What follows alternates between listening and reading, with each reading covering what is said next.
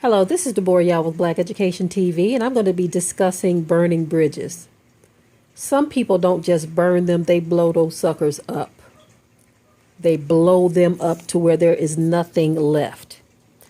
What I find interesting about people who burn bridges or blow them up, they take it to the max and they look at you like you have a problem. If you decide to forgive them, but you won't give them the opportunity to blow the bridge up again or to burn it up, meaning you won't allow them to be close anymore, you don't trust them anymore, and you don't want to have nothing else to do with them. They say, well, how did you really forgive me if I can't come around anymore? You didn't really forgive me if you don't trust me anymore.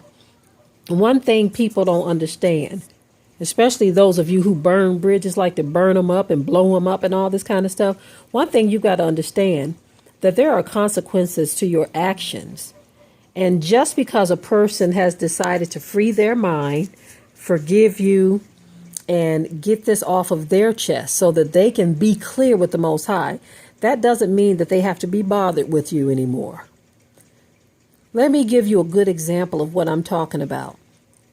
If someone was around you and they molested one of your children, even if you can muster up, notice I said muster up because that would be a hard one. Even if you can muster it up in you, within you, to forgive such a person, you would be crazy as I don't know what to let this person back around your children.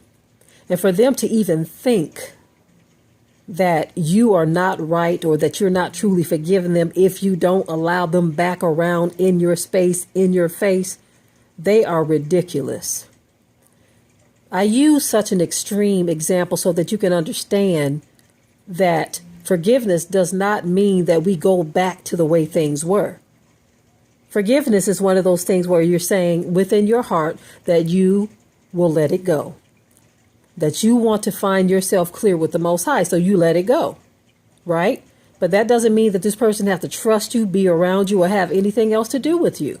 But what I find interesting about those who burn bridges and blow them up, they don't remember. It seems like they have a memory lapse, and they forget that they are the ones who did you wrong. But somehow they get it in their minds that if you don't restore things back to the way they were, meaning allow you in their space, or allow them in your space, should I say, to possibly do the same thing over and over, somehow you are wrong. Somehow you ain't right. There's a guilt trip that folk like to play. You see this a lot with men who abuse women. Knock her teeth out, black her eye, dislocate her shoulder, just mess her up. And she forgives you. But she says, I can't go through this anymore. So she don't want to have anything else to do with you. This man flies off on the deep end and dislocate the next shoulder. Break the arm this time. Because he was never going to be right in the first place, but had the gall to get angry because you didn't want to take that chance or that risk with your life anymore. When people burn bridges or blow them up, let them stay that way. You can forgive them, but you wave to them from the other side of the shore. When they attempt to try to build that bridge again, just tell them no, thank you. Now, that may sound cold to some of you all, but when you have been through enough with people, you can understand where I am coming from with those who burn bridges and blow them up.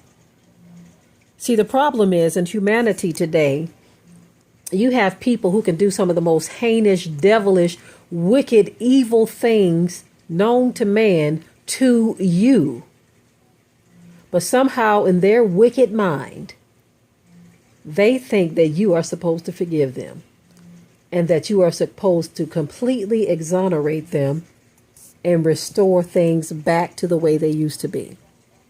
Now, you can forgive despicable acts against yourself or your family, but that does not mean that things are going to be restored back to the way they were. Because this person, or those people have already shown you who they are. They have already shown you who they are. And your soft heart, your softness in forgiving them does not mean that they have earned a place back in your space. That's you. That's something you do for yourself. You forgive them because it lifts a heavy burden off of you when you do. And it keeps a burden on you if you don't. But that doesn't mean that this person should be back in your space. Even if they try to guilt you into that. Like I said, I use the example of women who are abused by men. They do it all the time. They say, "I'm sorry. I'll never do it again." They say all of the right things. But the truth is, that was a bridge that was burned or blown up. And it's like, you went there before. I don't have to trust you anymore. I don't have to give you that opportunity to go there again. And it doesn't have to just do or deal with spousal abuse or someone who may have molested one of your children. It doesn't have to even be something on those levels. It can be something totally different. A person could lie on you, bear false witness against you, steal from you. A person can do a number of things from you, get you fired from your job. A person can do something so heinous to you that you feel like you may never recover from it. But if you decide to forgive them, that's a choice that you make, but you have to do it with wisdom and understanding. You have to understand that when a person burns a bridge and you forgive them, you are under no obligation to restore things to the way they were. They don't have to come to your house anymore. You don't even have to even keep a line of communication open with them anymore. That's that Christian garbage that has been fed to you. And then it's also the Bible being taken out of context where people feel like if you forgive someone, then you have to deal with them still. Like I said, if a person has been dirty and rotten and conniving to you, you can forgive them. That's all fine and dandy, but understand the forgiveness that you give them. It doesn't mean that you can give them that chance to do it to you again. Because 9 times out of 10, first-time offenders will do it again. And that's on a number of things, not just spousal abuse, not just on child molestation, but even a person who lies on you, steals from you, any type of wicked act you can imagine. Most people who will do these things in the first place will do them again if given a chance. So we must be wise as serpents and harmless as doves and understand the human condition. The human condition is of the such that most people can't be trusted. I don't care how much they smile in your face. I don't care how much they grin at you. I don't care if they're in the Christian church and they talking about praise the Lord and all of this stuff. If they're Hebrew Israelites talking about Shabbat Shalom, Makoti and Ak and all of this different stuff. If they're Muslim talking about Assalamu Alaikum and all this other different stuff. I don't know what they say over in Hinduism and all these other religions, but whatever it is they say to try to get to you, to make you think that they're all right. I don't care what they say. The human nature is what it is. And the scripture says that the heart is desperately wicked. You have to understand that we are not always dealing with that person. Like the scripture says, we wrestle not against flesh and blood, but against principalities and powers and spiritual wickedness in high places. So most of the time when you interact with people and they do certain things, you have to understand that there is something dark that they are dealing with. Something that's dark dealing with them that causes them to do the things that they do to you, to burn or blow up bridges. When a man decides to abuse a woman, he's dealing with dark spirits. When a man decides to molest a child, he's dealing with dark spirits. When someone decides to steal from you, lie on you, falsely accuse you, try to hurt you, try to kill you, you have to understand that they are dealing with dark spirits. We wrestle not against flesh and blood, okay? But against principalities and powers. And for those of you who don't understand what I'm saying, I'm basically saying in a nutshell, people are filled with demons or being controlled by demons. And this is why they do the things that they do. So you are under no obligation to repair a bridge that someone else has burned or blew up. You can forgive them and keep it moving. You don't ever have to lay eyes on them again, but keep your peace within. Let them go and wreak havoc somewhere else. And for some of you, you might think this is cold, but some of us have been through enough in this life with people, dealing with people, to where we are now saying enough is enough. And those of you who want people to stay in that stupid mindset, because you all know that nice means stupid. I covered this in another video where the word nice means stupid, actually. When you look up the etymology of the word, it actually means stupid. So you have people who think you're supposed to stay nice, which is stay stupid so that I can keep using you and abusing you. I want you to stay stupid or stay nice so I can keep mistreating you. But when you decide not to be nice anymore, I don't like you. Ain't it funny? A sister shared one of my posts today that I did some time ago, and she shared it, and it just kind of really brought it back to me. She said it was something that she was going through at this very moment. And I said it's very interesting that that post showed up again, and I thank the sister for sharing it. But that's the reality of things. People who look at others who they deem as nice, and so they can do little dirt here and there. They can mistreat you, misuse you, abuse you. They appreciate you being nice, which is being stupid. So they can mistreat you, misuse you, and abuse you. They look forward to you being nice, or should I say stupid. But the minute you decide, look, I'm not being nice anymore, which is I'm not being stupid anymore, all of a sudden they just don't like you, can't deal with you.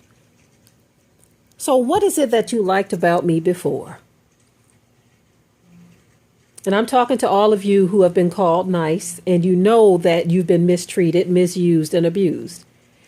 When you decide not to be that way anymore, and those people that were doing this mistreatment to you change on you and don't want to deal with you anymore, that's because they don't like the new you.